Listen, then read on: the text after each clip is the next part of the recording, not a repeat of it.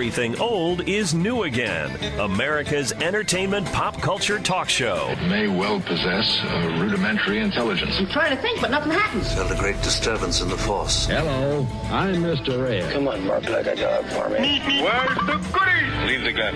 Take the cannoli. I bet you wouldn't have done anything like this if Mom and Dad were here. You filthy criminal. Excuse me while I whip this out. Go ahead. Make my day. Here are your hosts, Douglas Viviani and David Cohen. By the court wizardry of Ernie D. Gregorio. He was a little man, and Marvin Barnes was the big man on Providence's team. John Thompson, the Georgetown coach, played for the Friars in the mid-'60s, and that team was captained by a man named Ray Flynn, who's the current mayor of Boston, and it's got to be an extra special feeling for a team like Providence that has really risen rapidly in the Big East, which is a very tough conference indeed. Villanova didn't make the NCAA tournament. They were champs a couple of years ago. How about that? Very interesting. Everything old is new again. Douglas Viviani with the Maryland Turpelin himself, David Cohen. Good day. That's a little clip from 1987, but it's sort of reminiscent of now. Providence coming out of nowhere. They're doing well this year. What do you think? They are doing well this year at basketball. I'm happy to hear that because they are. There's been a storied history there, and I went to Providence back in the day. Graduated in '84. The big hero back then was Otis Thorpe. Remember him? I remember Otis Thorpe. He was a championship with Olajuwon and the Houston Rockets in the, I think it was early '90s, and good guy. We went to Providence, a small school. You had like 6,000 altogether. So that is small, yeah. Approximately 1,500 people per class. Maryland, we had over 20,000 kids, yeah. Man. In the whole school, obviously, right? So you had about 7,000? No, just in my dorm. Yeah. I mean, unbelievable. So Providence was a little different. But we knew of Otis Thorpe. Otis Thorpe is a big deal, like not just at Providence, but in college hoops. That's a good question, yeah. So we didn't, I don't think we played Maryland, but you sort of got a vibe. You knew you would watch the games and whatever. You knew Big East, and you thought, oh, Providence. Right away, you think of Otis, right? Sure. Shy guy, very nice guy. Never gave one interview. Never wanted to give interviews. He was very kind of to himself. He was not really an interview guy at all. And so he was like a lot like you. Yeah, exactly. Became like an enigma, But this week, let's talk about being in college and being in a school with, Otis Thorpe and or some interest in the Big East and basketball. It's kind of fun. So I remember back in the day, and you did this too, you were on the radio, and I was on WDOM in Providence. I don't know what was the radio station in Maryland. I don't remember. Now, how did you get it? You have so many kids. Like, for Providence, it's kind of like a small school. I got the Tuesday Doug in the morning routine at like 6 in the morning to 8. Like, it wasn't extraordinarily hard to get. My slot was Sunday mornings at 6. So, well, maybe it actually was 9 a.m. But for a college student, Sunday morning, you weren't waking up for anything. Yeah. So not only did I have to haul my what over there every Sunday morning, but there was no one listening at that hour. Yeah. No way. Maybe someone from, I don't know, outside of the campus. I mean, our station did go to Providence itself. So we had people that listening from that were not going to the school. It was their regular station. I don't know if you had that. It did extend beyond University of Maryland, which itself covers a lot of ground, but it did go to the local community. So that was cool. But I knew the only one that was listening was my friend Billy, because he was up, because he let me drive his car, because it was all the way across campus from where I live. And he would actually let me drive his car to get to the station and then come back. So he was up early, and he would listen to every show that I was doing. There you go. So now, what'd you do? At least one person was. What'd you do? So kind of like I know you were very Dennis Els's kind of a thing. You played music pretty much, or what? Played music, did some silly character stuff also. Not with anyone else. I would just do different characters visiting me in the booth. Right. So I would go away from, speak away from the mic a little bit, and create a character who would come on and visit me. So I had a host of characters coming in. That was fun. That's cool. Yeah, you got to be creative. We had a news guy, so I had a news guy to play off here and there. Oh yeah, right. Yeah, I did too. That was always the best time we could play off with somebody. Doing with yourself is not always easy. But he got mad at me once. Uh-oh. He didn't get mad at me. He talked to the station manager though, because I would say, it's 10 o'clock and let's go to whatever, John Doe with the news. And he would go, hi, this is John Doe with the news. And then I remember him telling the station manager, David shouldn't introduce me as John Doe because I say John Doe right away and it sounds stupid. Oh, man. Oh. Well, he did. Oh, wow. Wow.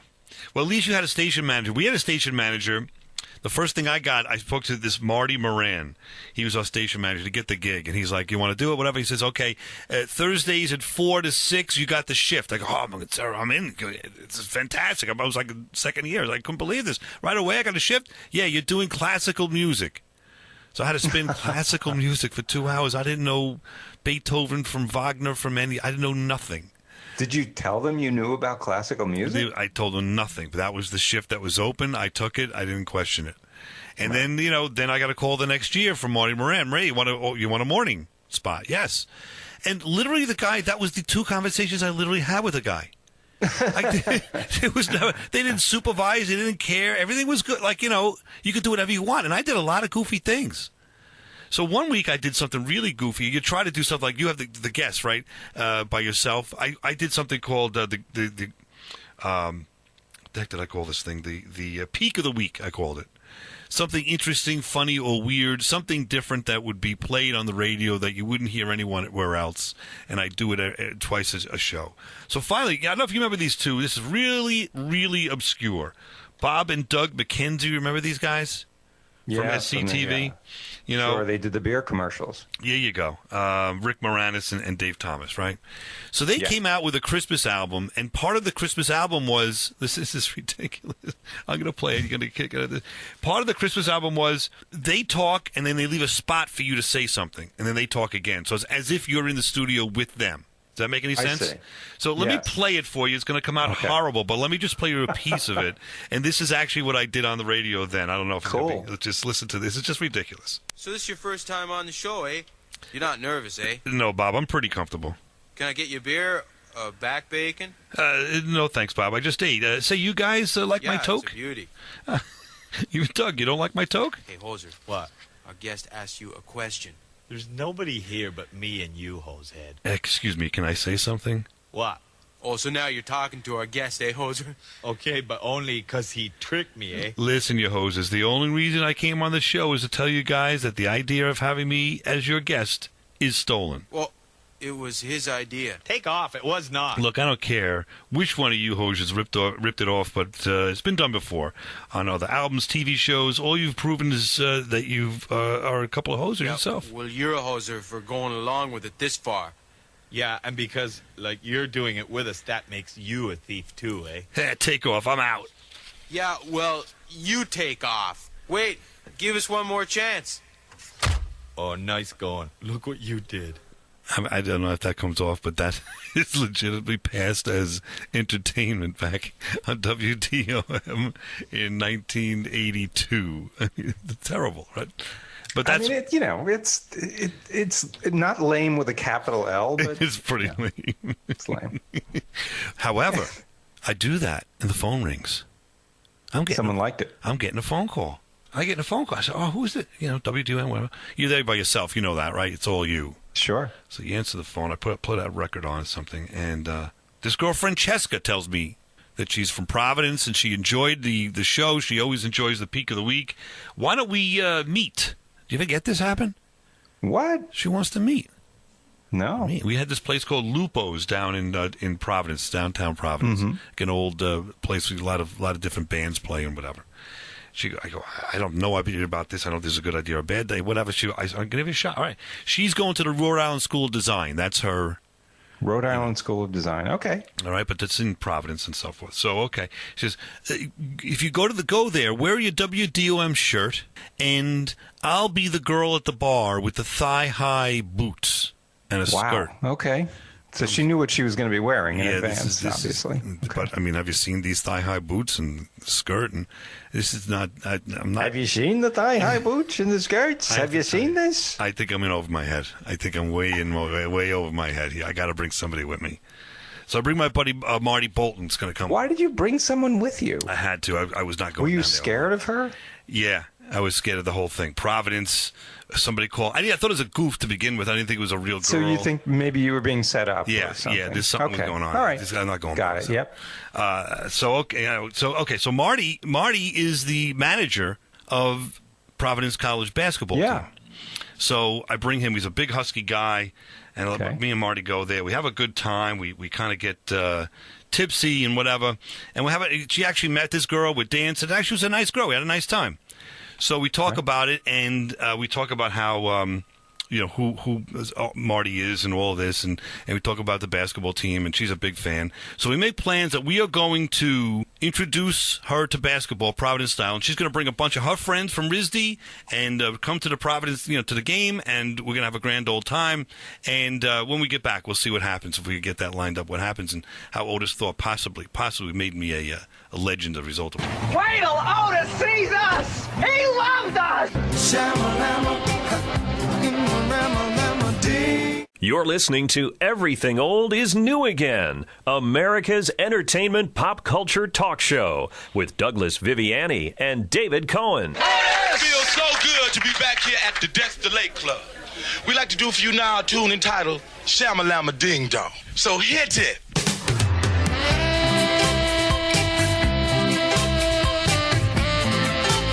We're back here. Everything Old is New Again, talking college. David Cohen, how much did Animal House influence your college experience? Greatly.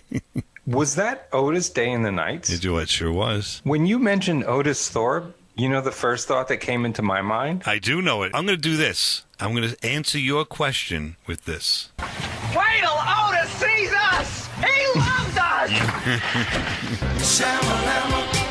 Am I wrong? Is that what you're going to say? Yeah, exactly. I read your mind. Wait till Otis sees us. Now, loves us. Otis Thorpe was so shy. Like, did you get your school was big. Did you get a chance to meet, like, the local celebrities, so to speak, on the basketball team or whatever, or no? No, I mean, we used to see them out at bars or maybe in the dining hall. I met Boomer Esiason once. Okay. Because I just went up to him. He was just sitting outside of the business school, and he had an injury or something, and he wasn't playing. So I started talking with him. I was a senior. He was a senior. But, the first thing he said to me, "So what are you, a freshman?" I'm like, "No, I'm a senior." I've been with you. Listen, I got to go. He was very friendly. Look, he didn't have to talk to me. I was just some punk that walked up to him. He's just sitting there by himself. Right. I was asking him, the question, do you think you'll be drafted by the Giants or the Jets? I know you. Which one would you want to go? Which one would you want to play for? We're so young. You don't know how to nice. deal with this stuff either, though. You know what I mean? Like, life is upon these guys real fast. That's and true. Popularity and whatever is so fast upon them, and they're sort of. He wasn't trying to blow me off. He Okay. answered my questions, and he was just saying, "So what year are you? Are you a freshman?" No, but apparently I act like a freshman, or I look like it. Whatever. Or I look like one, more like it. All right, but let's put it. Well, he's surrounded by behemoths, right? I mean, let's face it. That's true too. He's like 6'5" or something or other, right? Otis, same thing. But Otis, same thing. A very approachable, cool guy. Loved Animal House. I would always talk to him. We would say that quote to him all the time. I'd pour him a beer here and there at the keg parties. And so, how did you? So you just went up to him one day? You were at a party, or how did you meet him initially? Initially, it was my thing. In the early days was I wanted to meet the girls. The girls want to have the beer. Stand by the beer. They don't know how to use the keg half the time. You pour a beer for them, and a girl that you like, you start a conversation with. So I was the beer guy. So as I stood there doing that for the first half hour of a party, and then you'd be on your way. So Otis always would come up, and he was sort of a young, naive guy. Like, I forget where he came from, but like wasn't like a city guy, So I showed him this stuff. We talked about Animal House and Otis, my man. I didn't have any idea there was a basketball player in the beginning, so I would never. Oh, really? I would never have said Otis, my man, whatever to like this guy that's going to be the world champion of basketball with Olajuwon later on, or the star of the team. So he was just some guy named Otis, some kid named Otis you met, who freshman was also year, going to school. Yeah, freshman year. So We hit it off. I talked to him for a while. But what happens with these athletes, though, you do that, and that's totally cool, and they don't forget you. He's a cool guy. And if I call him today, if I reminded him of a couple of events, he would sort of recognize, it's 40 years later. Oh, yeah, I remember, whatever. Right. But you don't become friends with them because they're on their team. They have to practice before school. Sure. They got school. They got to practice after school. Then they're eating and they're going to sleep. Like, they don't have time to fool around with us, with the silliness that we're doing. So I totally get that, He was big. He was a big guy in our school. So we go to the game. We always went to these games at this Providence Civic Center. It had about 15,000 people. So wait, so now you're back on the double date. Well, it's more than that though. There's like the RISD girls show up. I show with Marty, my friend Tim Phelan, and a bunch of others. Got about 6 people on the guys. 6 or 7 girls show up. It's a group thing. Yeah, group thing. They'd never seen this before. Marty's got great tickets. He's on the court because he's the manager of the team, which basically means he puts the chairs in the right spot and cool. Gives them their water and stuff like that. But he got his great seats. We're up front, up close. Everybody's having a grand old time. So it's a big game, but it's a national game. And good evening to you once again all along the Big East Television Network. Len Berman along with former Seton Hall coach Bill Raftery. And what's the psychology of a Providence team? Providence comes in just 9-9. Many of those losses were close, tough losses, and that 5 overtime loss to Dayton. Well, as you alluded, the 5 overtime loss is a tough one to overcome, except Joe's kids really believe in him. At center, number 33, a 6'9" sophomore from Boynton Beach, Florida, Otis Thorpe. There you go. So Boynton Beach, Florida is from, Jackson. But these announcers are these are legit guys. This is Len Berman and Bill Raftery. This is probably like on CBS or something. Yeah, it's a big game. These are big guys, So we're having a fun time, and we're, college basketball. You tell me when we went to those games. They were, we weren't great teams, but they still were, you still always had this thought you could win. You were part of the team. You knew kind of the players. You were invested, right, in these teams? Yes. So it really was a lot of fun. You scream and you scream your heart out and you have a good time, and you get thirsty. So in the drinking age was 18. So at halftime, you'd go up to the Royal Roost is what we had. Did you have it someplace like this? And I don't know. Your games were on campus, right? The stadium? Okay. So I don't know if you had it. But we have like a bar, big bar that you can go to and order the drinks and stuff like that. So we go up there at halftime, right? We'll have a nice time. So WDOM, the radio station was on that I never spoke to anybody except getting from Marty Moran the gig, do the games. Did you have that too? I mean, you had it's like a training ground for like the students can announce the games. You didn't have that? No. Oh, wow. Okay, so DOM was there announcing I guess our school was too big for that, Doug. Probably. So I go up there to get a drink, and there's Marty Moran, and he's in a panic. This guy's in a panic. He's freaking out. Like, what's going on with Marty? What are you doing? He says, our play-by-play guy just had a diabetic event. Oh. And we need somebody to fill in, to do play-by-play. He goes, Viviani. You didn't do it. He goes, Viviani, you dug in the morning, right? I didn't know this guy knew who the heck I was. He didn't, I hadn't heard from him all year long. And this has got to be something like, I don't know, whatever, February, right? He goes, Doug in the morning, you got to help me out. I said, all right. I said, what am I to do?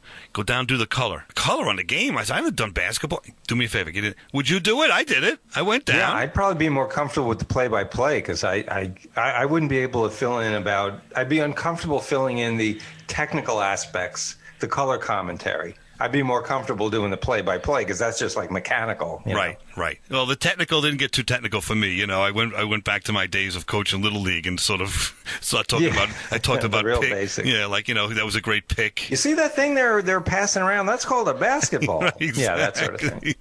It wasn't a lot I could add to the game, but I did it, and then the game is over. It's kind of cool. We get shuffled in with all the other media into the locker room, and I'll just, the ending of the game was the usual Providence end. I have a feeling the next shot will be the only shot in overtime. McKay, no! Connecticut ball with 4 seconds to go. There's Thompson, 2 seconds. Thompson, no, tipped up and in by Kaczynski. A beautiful tip. Ernie Thompson putting the soft jump shot up. The Providence bench has not moved. They can't believe what has happened. What a tough, heart-rendering loss. And that's our usual was the tough, heart-rending laws. And you were doing, so obviously that wasn't you we were hearing, that was the TV coverage, but you were doing the color in the booth and we're covering everything that was happening. Yeah, it was pretty cool. And so, there's not much you could say to that. I let the play-by-play guy, of course, do most of the work. You know. But I get shuffled in to the locker room. Jennifer was in before, after the game. There's interviews going left and right. And Marty Moran hands me the portable. You have this thing. Have you seen this? Like it's a pack, like an electronic pack, and it's got a microphone.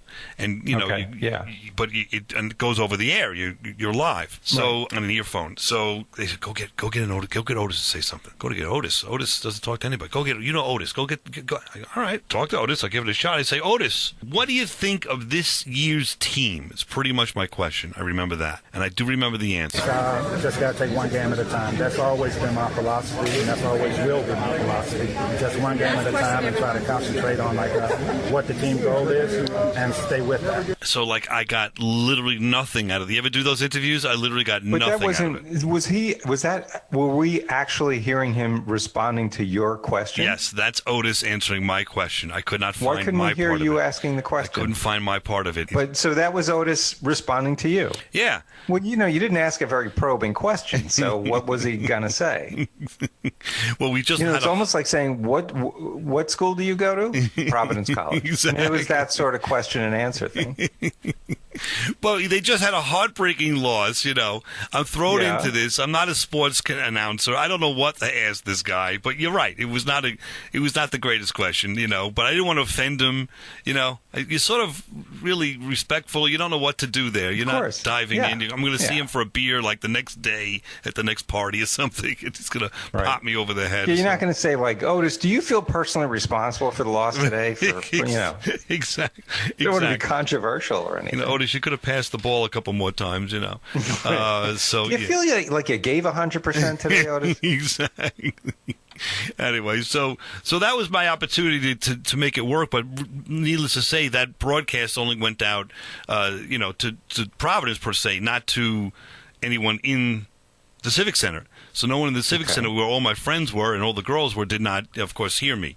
So, I sort of got that opportunity, but I didn't get to revel in any fun with it because no one had heard it, no one believed me, so to speak. We'll be back in a few minutes and finish this story and see where this takes us. Many of those losses were close, tough losses, and that 5 overtime loss to Dayton. Center, number 33, a 6'9" sophomore. Hi, I'm John Billingsley, and I help run the Hollywood Food Coalition. We serve a hot, nutritious 5-course meal to hungry men, women, and children 7 nights a week, 365 days a year. We distribute clothing, shoes, blankets, backpacks, you name it. We help people access a huge array of other services from partner groups. Please join us by making a donation to the Hollywood Food Coalition through our website, hofoco.org, hofoco.org. $3 buys a hungry person a great 5-course meal. Now, back to America's entertainment pop culture talk show. Everything old is new again with Douglas Viviani and David Cohen. Just got to take one game at a time. That's always been my philosophy, and that's always will be my philosophy. Just one game at a time and try to concentrate on what the team goal is and stay with that. Welcome back to Everything Old is New again. It's Otis Thorpe answering my question in 1982 in the locker room when I was a college kid there. And it was a coup to get him to actually say something, but he didn't say anything memorable, of course. But we're here with David Cohen on Everything Old is New again. Just examine and have some fun with March Madness that's abounds. How was the story's not done, but just how was March Madness in Maryland? Was it people into the basketball at that point? You had the tournament and everything else? Well, Maryland's a very big basketball school. It was an event. Everybody followed the team, and Maryland was usually good, just never while I was there they had a very competitive team. And one year they won the ACC tournament my senior year. So they were good, and the games were exciting. And the conference they played in at the time, which was the ACC, had some of the best teams in the country. North Carolina and Duke. NC State was big. Jim Valvano when he was coaching there. A lot of big names, a lot of big schools. Very hard to get tickets. We had to sleep out sometimes the night before to get tickets to see, like when Carolina was in town. Wow. We saw Michael Jordan play for Carolina. So it was like, It was really fun. Really great times. Good stuff. I was lucky. I went to law school at St. John's also, for me, in the Big East, and they were amazing back then with Chris Mullen and all that back then. That were fun times right there. Yeah, good times. Good games. A lot of fun. I mean, there's nothing better than March Madness sometimes, especially when you're a student, though, you know? So there I am, and I had just been propelled what I thought was going to propel me to at least name recognition, something where I had the opportunity to do color for the game, Providence game. Amazing. There was Otis Thorpe. I interviewed him, and literally no one heard it. This is the problem with the college station, too, right? Like, literally no one heard any of this. And when I go back out and I try to, show the girls from RISD, play that, a little bit. I was just on the air. I just interviewed Otis. It, okay, well, let's just go get a beer. Like, it didn't carry the parlance. They weren't as impressed as you'd hope they'd be. Right. I mean, you ever do that? You do something you think is really cool, and you tell people, and they're sort of like, yeah, okay. It didn't carry any parlance. Obviously meant a lot more to you than it did to anyone else at the time. Exactly. So little so that when I finally made it out, where I was supposed to get on the bus, there's a bus there from RISD, and the girls are going to take me and my buddies all back to the RISD. We're on School of Design for a party. It mattered so little that by the time I got out, after the locker room and all of that, all I see is the faces on the bus waving to me. Like I had missed the bus. They didn't even bother waiting for me. The bus just took off. They're off to RISD. I'm stranded. Wait, so the whole gang you went to the game with, only you missed the bus to RISD? Yeah, because they basically lost me. They were like, you went to the Royal Roost to get a couple of drinks, you talked to Marty, and then we never saw you again. So we never saw you again. Where were you? What happened? Meanwhile, I'm doing something that I think is legendary, and they're like, yeah, we're going to RISD. It mattered nothing to anyone. So I go to, do you have these? It's a little different because now I'm in... Is that the end of the story, by the way? No, now I'm in the middle of Providence, right? Okay. All alone. After, sort of in my world, I was at a high. This was a high part of my life. I mean... And no one cared. Isn't that terrible? No one heard and no one cared. It was right. So I go, and I'm stranded in Providence. The school is a good 5-mile walk, Usually you don't walk. Of course, there's a bus or whatever. And I missed all that stuff because of this. But in the middle of Providence, there's this one place called Haven Brothers. It is a movable kind of a truck that has hamburgers, hot dogs, food. And they've been there since 1888.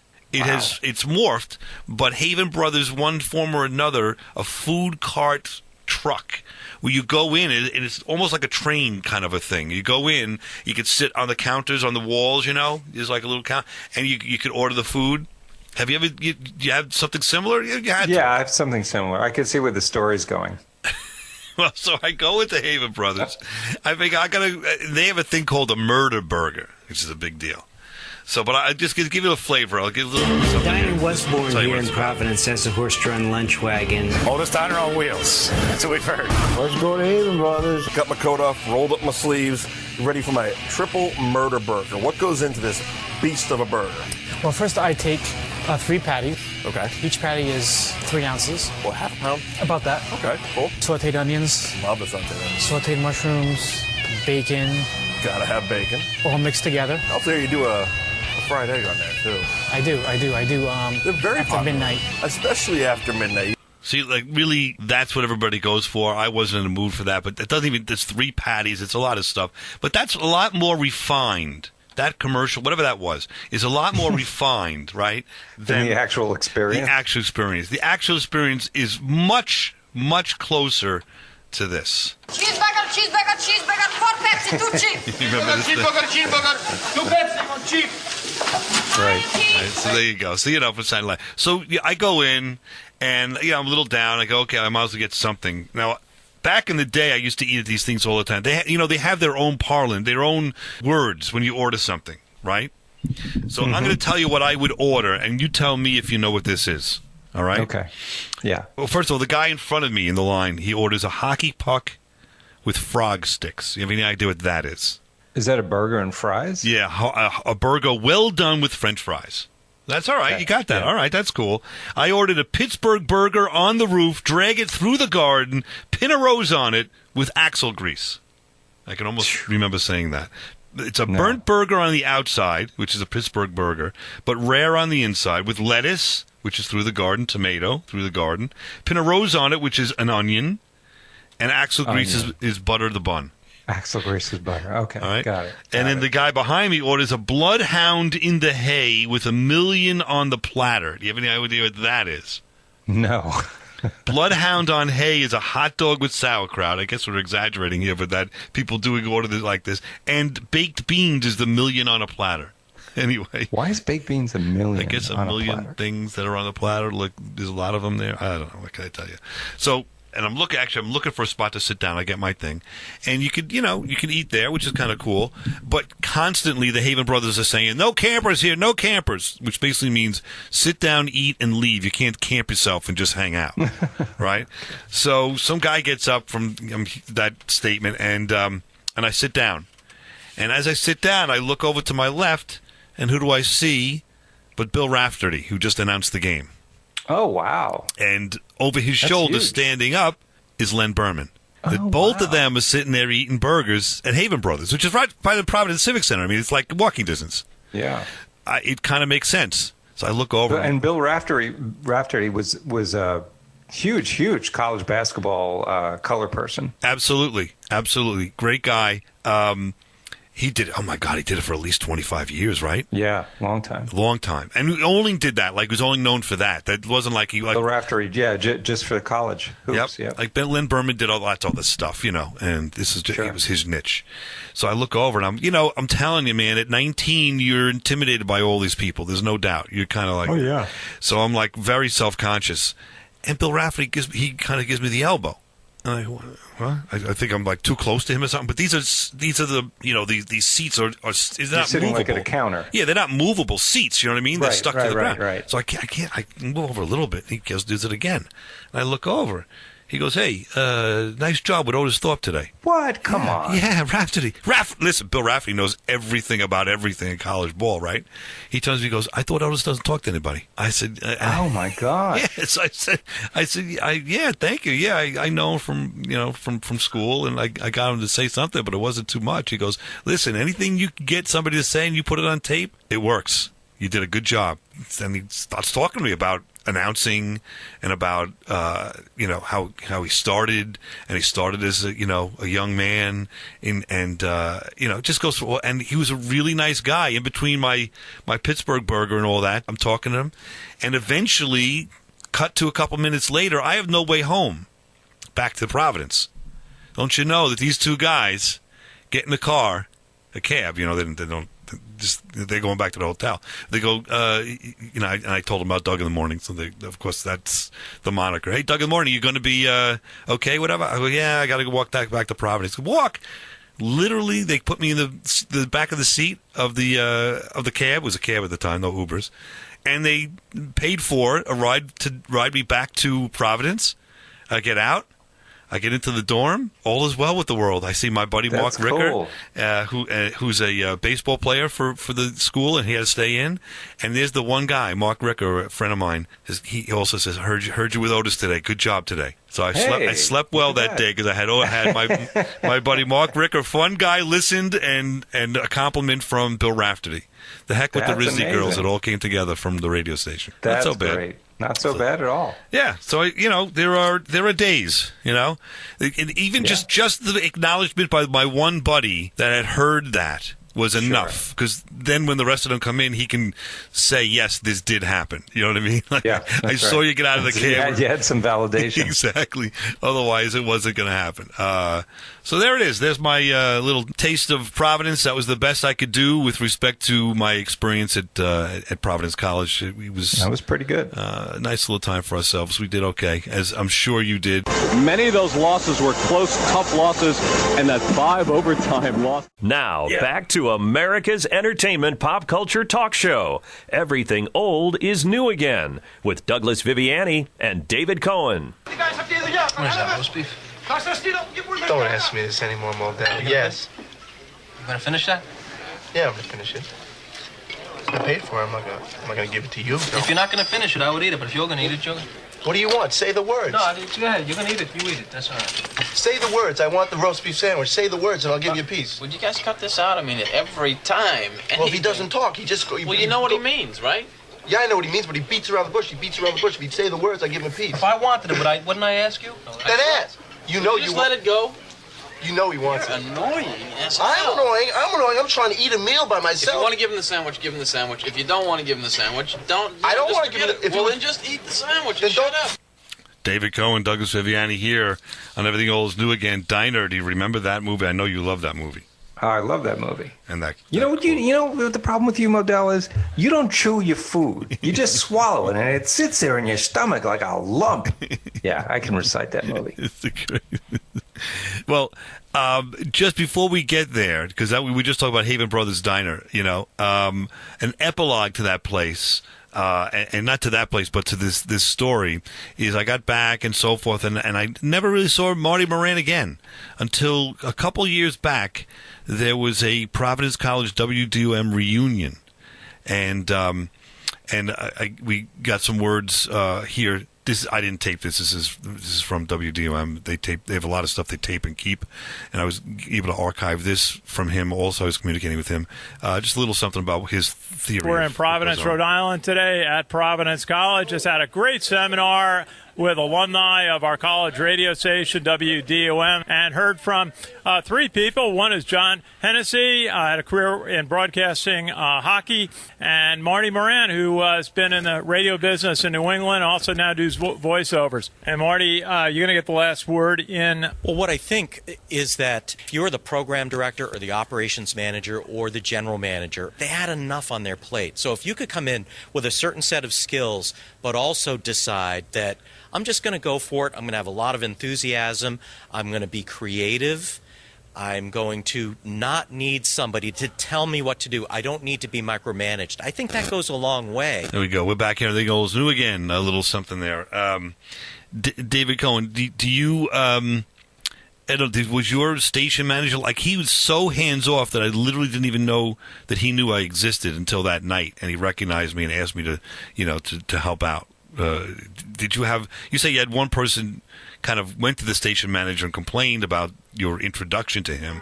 Well, other than that, what was your experience in college radio? Station manager. Never, right? I got one comment from the station manager one time, and it was, he called me. And he said, "Hey, listen, I like the show. I like that one of the guests you have come on. He's a really funny guy. I really enjoyed listening to you and him." So the guest was me. So right. He didn't get that, which I thought was kind of cool. Actually, I thought there was actually someone coming into the studio. Oh my God! And the other thing, Dave, and anyone calls me Dave, I don't like that. Yeah. So the other thing, Dave, is. I like the music you're playing, but we have a playlist here. Oh yeah. And I'm just going to ask you to stick to the playlist as much as you can. Play as many songs from the playlist. You could do your own stuff too, but mostly playlists. I'm like, oh, okay. And part of the fun I had doing with DJing was because, I was very into music at the time, and I was playing whatever I liked to play. A lot of it was new stuff, and I thought it was a good show. And the little feedback that I would get when I'm there was people calling and saying that they liked the stuff I was playing. So when I saw the playlist, which was pretty, it's like an alternative station. So it wasn't like, just standard pop. But I just didn't like the playlist, and I didn't want to be restricted to that. So the next day I quit. Wow. See, now I would have done. Now I respect that for sure, because I know also, by the way, I know you probably found groups and music that probably ended up doing something in the business. Like you were good at finding cutting edge new stuff, like the silly example, but like the Police before anybody knew of them, so I'm sure your play was pretty good stuff, but they wanted you to do that. I want my thing. If I had never heard from him before, this is just me. I probably would have just kept on playing what I wanted to play until he complained again. But I know you had that over your head. It's not easy to do. But yeah, and I knew that, they were on you. It was a pretty well-run machine. Yeah, this Maryland radio station, and people would show up on time for their next shifts. Like, it was very professional. Yeah, so I knew knew. that I don't think I would have been able to get away with just ignoring him. Yeah, see, at Providence, I would definitely have gotten away with it because Marty was not. You heard. He was hands off, man. You got the job, and that you never heard from him again, unless there was a problem, of course. Right. But that good and bad or indifferent. I don't know what lesson, whatever that is. But yeah, I mean that's heartbreaking. Also, when you are in it and it's so young and you're just starting and you're having fun with it, and they say you got to play this music. When you're playing music on the radio station like that, you probably have. Besides commercial, I think there was no commercial, but there were these PSAs you have to read, and you have the news. So you have like let's call it 50 minutes. Then you have like 40-something minutes of your own. And out of that, you got to play music kind of like around 30. So every hour you get maybe 10 minutes, right, in between to do your own thing. And if you're playing, is that about right? Maybe 15 minutes? I think we had a little more flexibility in the music part, but yeah. In terms of less music? But for me, it was just about, like, I'm hauling my butt over there Sunday morning. Right. Because I enjoyed doing it. That's the reason I did it. And I just thought that if I'm hauling my butt out that early in the morning, and I can't even play the stuff I want to play, right. And I don't know what to say about the stuff I would be playing, because I wouldn't have very nice things to say about all of it, then it just was, if it wasn't fun, then I didn't want to do it anymore. I was a college student. I had other things going on, too. This wasn't all just about being a DJ at a radio station for me. Right, exactly. But it's I totally get it. But it's sad because you don't. Whatever it is, you're not on for an hour. You're on for a few minutes of the hour because you've got to fill with the music in between. And if you can't comment on that music or that artist, if you didn't find that music or artist and or find them as interesting, what are you doing? Like, you still have to listen. By the way, you got to listen to the music. Back in the day, you'd have to sit there and listen to this stuff. Maybe you go to the bathroom and come back, but you have to listen to it, right? So like, you're right. It take all the fun out of it. Like, really? Like, I'm not saying Bob and Doug McKenzie by any way, shape, or form was entertaining, but I was 19 and I gave it a shot and I went with the pros. It was your thing, right? You thought of it. It was something you did. It was creative, and yeah. And I thought maybe those guys were pros. I thought maybe what they were doing was going to be interesting too. I mean, they had made it. I was following their lead. Right. I didn't create that. But anyway, my point was I know it's flat on its face. However, no one came down and said, what are you doing with this stuff? What is that? Like that's the difference, I think, and that's what made it more fun for me because I took more and more chances. I go, no one's listening. I said, I got me and the news person, and I'd go back to the dorm, and maybe one person would have heard 10 minutes of it, And so I'm like, so what difference does it make? Let's just have some fun doing this. Holy smokes, Right. But I just don't get that. So when you quit, did they even say anything? Did they follow up, or they just say, okay? I remember. I don't think so. I don't have a good recollection of it, but it wasn't even I didn't even have to think about it. Yeah. Like, he just said what he said, and I had hung up the phone, and I'm like, nah, I'm not doing that. Yeah, I don't blame you. Forget it. The gig's over. Yeah, what's the point? Right. So, right. And like I said, if I was really thinking, if I was like a senior and I was thinking of going into a radio career, I probably would have sucked it up or if you were in tried communications, to negotiate something. Right. If your major was communications, right? It'd be a whole different world, right? You got to put this on your resume and all this, right? And you got to make. But at that time, it wasn't. For me, I was just looking to have fun and get decent grades and party and enjoy the college experience. And if it was an obligation, suddenly this thing became that it was not enjoyable. Whatever I was, 18, 19 years old, no, I just wasn't doing it. And how long did you stay with the station before that happened? It was probably at least one semester, if not almost 2 semesters. Okay, so it was a decent amount of time. Every day, every Sunday, in and out. Yeah. Day in and day out. And, during the winter, it's freezing out. Like, it's dark and it's a schlep. Yeah, I remember those days. I literally think my shift was 6 to 8. If I remember, it was really onerous. It was a really early shift. Yeah. Maybe 7, but it was really onerous. And if you weren't doing what I would try to come up with stuff, and it all was a failure. But that's what college is all about, is learning that stuff, you know. Just like, you know, I thought I failed with Otis there, you know, and Raftery gives you, you know, a pat on the back and then, you know, I don't even know that anyone else heard it, and then my buddy, you know, heard it, and so at least you get some kind of, at least you felt you did something, but I don't know what it is. It's just talking to a microphone. It's not like you're changing the world, but I felt like I had made a step that day, you know, like I'd made some progress. But the following week, and to get some validation from someone like that, right? I mean, you know, doesn't hurt. What a nice guy, right? He didn't have to do that. He didn't have to say that. He didn't have to recognize me. What did he see me? I mean, I was in the booth next to him, and whatever. Maybe he saw me. I don't know, but. What did he see me in the locker room for? I don't know, 10 minutes. Like, how do we remember? Like but obviously, you made an impression because Otis Thorpe, I guess, never talked to anyone. So the fact that he was talking to you, I'm sure it turned a few heads. I guess that's what it was. Yeah, that makes sense. That makes sense. Yeah, that's probably why. So he remembered you from that, and then only what maybe an hour later, he sees you again. Right. So, and it's cool, right? He approached you in the restaurant.